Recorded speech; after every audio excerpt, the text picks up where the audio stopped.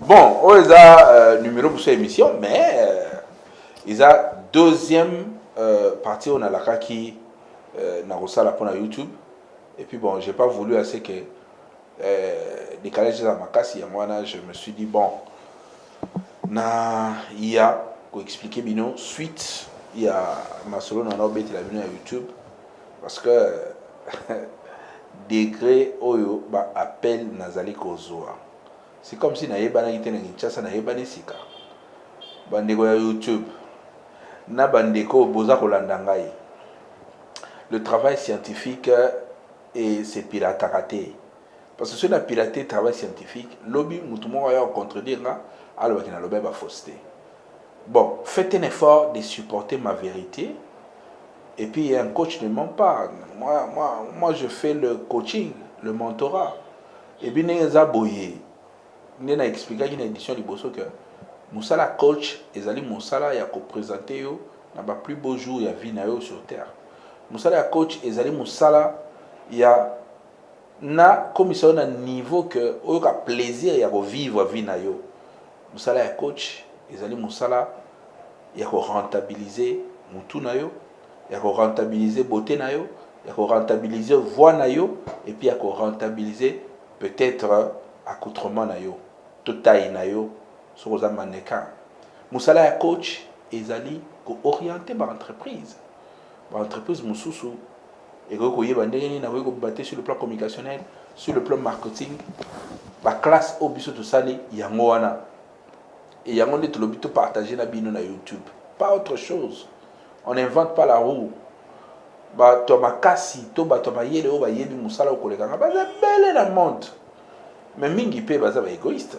Parce que partager la connaissance, on n'a pas tout. Mais moi, j'ai quand même pris la décision de partager la connaissance. Il y a des bino pe boye ba ebele, boye ba mingi pour progresser. Si 2 3 personnes à travers ma conseil dans un pays ça parce que nous sommes la coaching matière première dans nos conseil et puis ça va idée. Ceux qui à travers ma conseil na ba idée on a une décision pour ça bino chaque jour et que mutumo a évolué, mutumo a changé manière de vivre naï. Mutumo a changé manière de faire naï.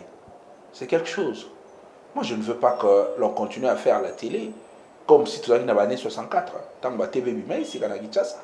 Non. Tant que la TV est noir et blanc. Les TV comme dans le téléphone à bateau. Et dites-vous que oyo bazay kolanda YouTube baza plus nombreux que yo les qui na moi chaîne na yo ya mukie o lobi na makamuna yo et puis n'importe quoi.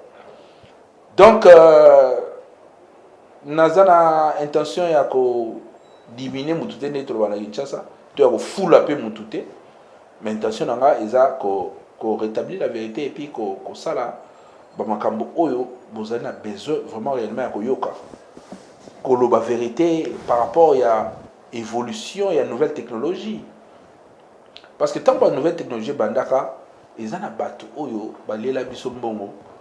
Est-ce que tu se rappeler que tu as un foot à mon pour nous est-ce que tu se rappeler que tu as un foot à mon pour cyber oh les lois cyber et si là parce que tu comprends la cyber dans le téléphone biso mais nata wana so sali cyber te na Kinshasa zo logo te parce que bana ko foot à mon ya blague te donc tout tika ba blague nouvelle technologie ndenge ba disque to pe ba tourner disque et yaki ko sila ye ba cassette eye tant ba cassette eye et ko sila ye ko ma ba CD ba DVD ba VCD ba DVD ti e ko ma flash disk ti e ko ma keno lelo oyo artiste e ko bimana mu kelo ko robinio directement sali ba million de vie mabe zapi mabe ezali wapi donc lelo surtout bito ko na matière na biso tout ça qu'on expliquer bato oyo basali ba exploit na YouTube na ba domaine na bango et puis awa na ko expliquer ba domaine nini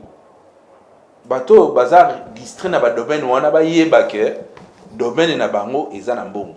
J'insiste sur le domaine de basali na nzambe ba pasteur sur YouTube sur côté matière moko kitoko matière moko zo édifier bato sache que les gens vont lire ça vont regarder ça en continu ya mwana de sala fortune. Il y a Jimmy Sugar, il y a Rena Bonke, Tilelo, il y a Joyce Bazoko, bêta badene de ma prédication. Donc, miracle les athées, ata, dès qu'on a vu ça en Afrique du Sud, azo bêta d'abord, tant que Hollanda, à travers le monde. Et puis aujourd'hui, Nigeria, Oyadepo, bazana bato à travers le monde, soka bandi culte na ebo, bato baza connecté, c'est tout. Et ça vraiment, tant oyo, bato y avait église, bato se plaindre, même dans le confinement. Oh, bato bazo yate. Mais cherche-toi un public en ligne. Et il paraît que ma public en ligne, parce que ma boza musoro au Congo la boye, 100 francs, 200 francs, 200 francs, et qu'on même pas 50 000 francs. Mais l'autre mora nzondo moro boye, l'autre moro beti, na mutu ya, je sais pas moi, à Londres, il y a un pays anglophone, États-Unis, atteindre $200. $200, l'équipe panier au maman bonza. Donc il faut y bas parce que ndeto que le monde des autres qui est dans la nouvelle technologie, monde qui est dans l'évolution. YouTube est très important. Yangwana, moi je me suis dit, pour nous répéter brièvement ce que j'ai dit la fois passée, jeune, yeba que tout ce que tu fais, métier nayo, et à la menuisier. Au gros, l'exception n'est pas ça la rakiti, n'est pas ça la mesa, n'est pas ça la nyonso. Bah tiens on a vidéo sur YouTube et puis mboula na mboula yofuta. Bah producteur bah comprendre au kala, bah JPS production bah mais c'est ça il monte. Bah nani au beau musique nani David Monso. Bah toi comprenant au kala et puis bah les musiciens na biso bah là rebelle ti les va produit et bah musiciens na biso belé ça va produire na pas monter ça va produire bah producteur. Mais c'est après que bah musicien bah yo ko la monde même Kofi a l'engara zo moi retard dans les réseaux sociaux parce que je me rappelle même bah interview au bisomo tout ça na carte scène Kofi le beaucoup bah internet on a qui par moté attention mais après l'air à kota Kofi mo les kabatu na internet et ça que chebo bah millions de vues et puis et ça ko rentabiliser vinaye parce que je parle de Kofi directement na koti na ba musicien parce que ils ont secteur où ils allaient évoluer bien na internet na YouTube. Parmi les musiciens, il y a beaucoup de musiciens qui progressent sur YouTube et puis il y en a encore qui sont distraits. Et bah ouais, ma casse c'est ça baba na biso ba na poto hein. Ba petit na biso ba games ba daju. Na ba na ba petit ba petit attends bo na ba la rebelle. Bo ma na ba bureau bo ma ba prêtre mais bo ba petit. Ba petit na biso ba daju, ba games, ba naza. Ba petit wana ne baza na buzz ya kindoki na ba Yusufa. Bango ne baza na ba buzz ya solo. Batata na biso bazaki ba sa succès qui prêtre les cas qui bazui retard dans ma solo et internet.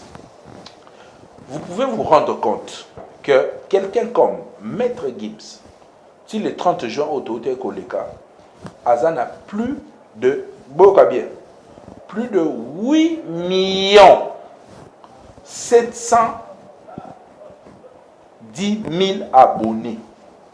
Plus de 8 millions 710 000 abonnés. Dans le ministère, nous avons parce que les qui n'ont pas d'adju, à la région, il y a 4 200 000 abonnés. Bon, il faut que les NASA, il faut que les UPI, il y a des gens qui ont mais la musique qui est fois côté internet, on est banzambe. Surtout quand il y a une musique typique, dans la musique Congo, vous avez chapeauté, vous fallait. 1 630 000 abonnés, je crois qu'il y a assez d'équipes. Mais le chiffre n'a pas ça, ils allaient vraiment yayango. Donc, il fallait pour pas, bazali, tobe na peu moi précurseur, parce qu'il fallait y a 10 000 maramia internet moi kala et puis na ba teaser, na ba plateforme ya téléchargement, abana déjà kocha, yango wana public au bolanda biso bo mona ke ba album mais ça la malisute mutasali album ache ba nzemo na nyonso abani koteka ba disque ça ne paye plus parce que pirate l'équipe mais oyi ba ndenge nini so mutache na Deezer to na la plateforme soit téléchargement et si nini muta va cliquer il faut assommer donc yango wana musicien bele ba mo préférer na ma plateforme de téléchargement aba préférer ba exclusivité na ba chaîne mususu et puis na ba chaîne mususu et après ba ya na ba second plan Mundele a changé et puis musicien alors là d'ailleurs bien tout ça dans les droits d'auteur parce que le nombre de vues il y a sur YouTube nombre de bons côté ça je vous épargne des chiffres mais dites-vous que nanda wa Gims ba on les lara les sous salaté parce que baza na chiffre mon collègue donc na fali et na 1 630 000 et comment 1 630 000 vues na YouTube. et puis eza quand même na bato ba yepe tant mususu na se ya Fally Youssoufa aye na 511 000 vues tozui neti Inosbi aye na 377 000 vues. Attention, les gens ont progressé, trois chiffres. Le rôle ba Robinho. Bon, Fabregas a bombi ba chiffre nae. Robinho a 101 abonnés. Fabregas a bombi ba chiffre nae. Ferregola nae officiel a bombi na 172 000 abonnés. Donc basé de loin hein, parce que Fally na ba Gims na ba nani ba na ba million. Et puis bateau pena batikali pena les chèques ils a clan Wenge tout le monde a ba tête. J'ai bien piana à peine 12 500 abonnés, Weranson 45 200 abonnés. Mais bon, on dit à Timbeli parce que Wera ça déjà ba rap hein. Ça ba rap ils ont diffusé, ils ont bêta mappé déjà donc bah oui, Rawana, ceux qui ont un cinéma, qui ont un monde de télé-réalité, bah ça la bon bala parce que déjà sur aux il y a un combo, il y a une facilité parce que et ben nous avons un tel à Saliboé, tu as déjà du buzz dans le milieu, il y a YouTube et dans les réseaux sociaux. Bah musicien chrétien, au biso total nzambe na bango lelo, on a 357 000 abonnés, les gens Moïse Bié. Ils ont ba misusu pe ba makasi hein. OP ba bête ba trois chiffres OP ils ont qui bien Mutuloko la Michel Bakenda a 148 000 abonnés ba chaîne wana na ebité soza ba producteur to ya bango moko mulwa de na mwana a 335 000 abonnés sur les réseaux sociaux. Sandra Mouy 89 400. Donc Sandra Mouy yo monika Sandra Mouy a fan de cet album. Mais nous avons Sandra Mouy moi nzembo moko mi balé sala et foulaye dégâts dans les réseaux sociaux ba partage yo. C'est mi réseaux sala ba to bazo zo parce que ndé na expliqué la fois dernière. Mutulowa Didi Stone moi na Koffi Olomide a sali deux vidéos on a émis déjà na plus de 400 et de 40 000 abonnés.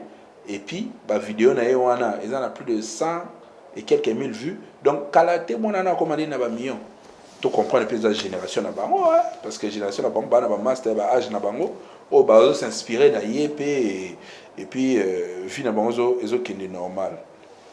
Vous l'aurez alors bon, tu répertorier deux chaînes. Tu peux oh il y a gérer mais je crois que sur Oliambon on a des chaînes c'est que là bon si bino mon a été à peu manipuler moi bien à YouTube 33 800 abonnés na 28 400 abonnés et dans nyonso wana banze mona YouTube bimisa mikolo moi c'est comme à 5 millions d'abonnés donc et alors là on chaque fin du mois na papa Christian ba dans les bon par rapport à musala na wande ba sala. Et puis monsieur Soutomoni Mike Kalambai na concept na monsieur Sali Mikolo ah ouais musicien comme il a plus de 40 900 abonnés je crois que c'est l'équipe Atom Spé Aza au frappé fort na église na bango Philadelphie je crois bah 65 100 abonnés na nenga banzembo parce que ba passer musu baler à des côtés à aller côté banzembo na côté matéa l'autre lombo pe assez avancé bon bah petit miki ba génération na bango 120 000 abonnés, Harry Papa 93 000 abonnés. Bon, on dit mon tout ça Mikolo. Ezo cartonné le welo mususu. Donc Harry Papa a zappé moi bien. A Rosan a pena olamba moi sosoté Mikolo par rapport à YouTube et même là. Franck Moula Jandé via du mois retard, tikali un peu moi na sima 310 abonnés à peu près. Mama Godé Bondebe 5160 abonnés. Donc, Patrice Moubiaï Ali, musicien belé, musicien peu au monique au bêta ramakasi et qui n'a signifié tout dans le lobby comme on a été comment. Beaucoup de commentaires. Na ebisi bino so bozama beaucoup makasi mais bozala na ba j'aime makasité. De bozala na facilité ya ko aimer et le kotali et puis ça na facilité à déposer commentaire et ça n'a plaisir. Surtout abonne-toi. Oza chiche nana ko s'abonner basengi mbongo te basengi oza clique na o cliquer kana s'abonner et pour t'abonner il faut tout ça ni hein abonne-toi, tu es en train de suivre nos émissions et oche moi ngonga wana za pembeni kili comme ça sur émission ici qui koti oh yet 21h là 21h ba na boaki là na boaki wana botali bokoti ndenge ezalaka toujours donc nous voulons seulement donner autre chose. Nous ne voulons pas rester dans l'esprit à TV à exploiter hein pour bino beaucoup c'est la rabis sur une tété esprit na biso ça tout changer bino ce qui n'a autant ba obazo ça va exploiter na YouTube et ça pour démontrer que YouTube lelo est comme un facteur mo o mutunyo so ko zola mbongo na domaine na ye donc apa YouTube akangite afungoli mutunyo so il faut fungwama ayeba ndenge nini akobundela pour évoluer dans YouTube. Donc je parlais de participants bien à plus de 10 000 abonnés. Autour de la CP, on a un frère Tom Cézo fonctionnait bien na YouTube. Tout ça pe na théâtre. Oh batimbeli bazali sous na ba plateforme ya batute. Hein? Neti ba plateforme le roi ba CP lisa. Et ba plateforme oyo a plus de 155 000 abonnés. A chaque théâtre nyonso tindeli bino groupe théâtre bosali a bozoni seli kuna ya che en ligne. Et c'est ça, ça le plus le beau temps, hein? C'est-à-dire après bah CD, ils ont qui vague, il y a bah producteur, bah non il y a aussi ça bah zonzing ah. Mais les lots oyo, la plupart bah acteurs à théâtre, bah continue à bah on na ma production, c'est-à-dire à produire moi sali moi na moi neti le roi Mikolo a un succès Lianza, les sokote nani azara bah comme belé boy. Les réalisations évoluent bien. La monnaie a plus de 10 000 abonnés. Vidéo, na ba âge on a oignon sur ça là. Il faut vraiment ça l'effort et que TV na épée mata. Au-delà il y a ba nzondi ngozo beta na TV partout. Quand bien même que ça paye, mais sur les aïeux moko, ils ont garanti à ban. Donc vidéo à 9590, je crois qu'il y a ça comme 10 000 abonnés. Joli Kalunga TV, ma Kalunga 16 800. Ma Kalunga Timbela rappelez moi avant. Le roi pas côté la mon production ça va. Nous avons Caleb Sinak TV, non seulement la TV, en clair, na TNT à Kinshasa, mais na YouTube, il a plus de 64 600 abonnés. Lyndon Kardashian, 19 600 abonnés, et Sobé, on comprend rien, moins de 2000 abonnés, et puis ça y est dans mon été. Donc, je ne sais pas, peut-être dans la plateforme Moussoussou. Mais na YouTube, je n'ai pas vu. Ceux qui n'ont moni, toute la cité star, n'hésite pas. Comment on a à commentaire, combien un tel, autant d'abonnés, autant de vues, bah, prochainement, on va analyse. Mais quand on cite comme ça, c'est pour démontrer aux jeunes. Nous avons l'île de Kardashian. Ah, ça il y a le Sako, il y a un Memi. Bon, heureusement, parce que il faut heureusement, il y a au moins un temps milieu azala qui va faire comprendre que non YouTube est fonctionnel il faut que muto azala nga pe na musalo ya coaching j'accepte de vous donner des éléments pourquoi pas pour boyer ba neni pe beaucoup évoluer na YouTube donc j'ai des livres, j'ai des tutos, on peut s'appeler en apartheid séance à coaching on comprendre les gars parce que je suis exacté mutunyo se fait comprendre na milieu ba Pasteur Marcelo a plus de 515 000 abonnés dans la Compassion TV Église. Donc Marcelo déjà a le roi à soit lobby les lots et commis. Il y a un même dans terme de partage bateau yo ba bazala na Facebook ba katara ba biloko na ba panzara. Wana pesa la que non pasteur atala mamingi Philadelphie TV na bango na 21 000 abonnés. Donc je crois que bandi me Philadelphie bo s'abonner belé popé TV na bino zo poids Léopold Mutombo 7000 on dirait via ou tout timbela moi kala peza mingité mais na moni azobeta ba direct na confinement où je crois que ça va évoluer. Évangéliste Roger Baka 27 600 abonnés, ça évolue bien. Kabundi Ale ça 35 000 abonnés, voici l'homme TV 15 000 abonnés avec personne qu'on a 2 000 abonnés. Vous comprenez bien que bato ya kala nyonso bazozoa moi retard net va soli ka futa même pas 1000 abonnés. De bato kala nyonso ba na retard ya YouTube. OK, YouTube oza ba chrétien partout. Oza na bandimi esika nyonso ba kolanda ba vidéo no ba kolanda mateya na yo et au salaire que au évoluer bien. Donc c'est pour dire quoi en réalité tant on a cité bongo. Bah domaine on va revenir pour donner des leçons. Il y a YouTube Madin Bisso. Nengi Bisso congolais, tout ça là parce que chaque communauté baza na bilon na moi parce que ne me dis pas qu'il y a Jimmy Bonafanda na qui n'a la groupe moi théâtre tout groupe musical moi arabe. Ça c'est ils ont la sens. Donc na otala ka bilon na biso ba congolais partout dans Rosala ne bo mona pe ba chinois azota TV azana Kinshasa mais tala TV na bongo chinois. Ne pe ba ndeko na biso ba à l'étranger. Ba Hollanda biso sikoyo donc ba olinga ba yeba ba réalité ya ba makambo na biso. Ba politicien et benena ne peut ba timbeli makambo ya YouTube té mais en réalité to qui n'est pas etozo n'est pas yi ba to baza plus makasi na YouTube les loyo ce sont des stars ils ont télé réalité ou ba tellement plus parce que les politiciens ont fatigué les gens.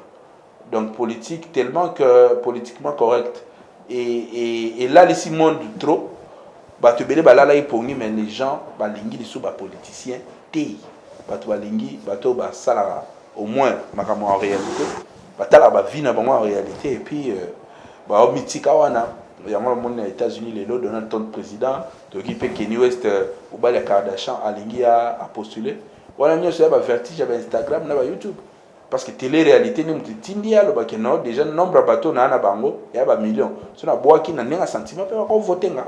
Donc, comprendre que télé-réalité, comprendre que YouTube est comme une opportunité, ils ont les sous-montés. Congolais, Kolalate, YouTube, ils ont trois makambo. Au côté de vidéo, il y a qualité, au tchéango en ligne, au tourner, au tchéango en ligne. Ce qui est makambo, il y a bien battu bakotale, et puis tant batali va monétiser, ou monétiser chaîne. Pour monétiser, ce qu'on y éviter, comment kaka avancer, on a réponse. Dépose tes commentaires là et puis bon kabola pe na bandeko nyonso ba ko zoma yele entranga ce na tombé na ba maman papa o ba otala émission so moi na moro na nda kwa za fainéant yebisa que tu peux devenir riche kaka na téléphone na yo Android aussi mba na maboko oyo filmaka ozo boire quand on a chaîne na YouTube et ko sala pe o évoluer bien. Merci pour la fidélité na bino boza ko continuer ko landa programme o ebele Naza kosalaka musala ya coaching pour te évoluer tout ça la paix TV autrement. C'était votre frère Jimmy Mukendi le coach et je vous recommande ma chaîne pour s'abonner et belé tout avec makamunyo so na lobby et ça plaisir on a rozala nango nakuta sur na bino lobby beau partager et puis beau s'abonner et belé na chaîne Oyo. Il y aura beaucoup à dire, surtout pour l'intérêt Nabino. Sentiment Nanga Egozala Nakuta Nabino sur Lobina 21h. À très vite. Merci beaucoup.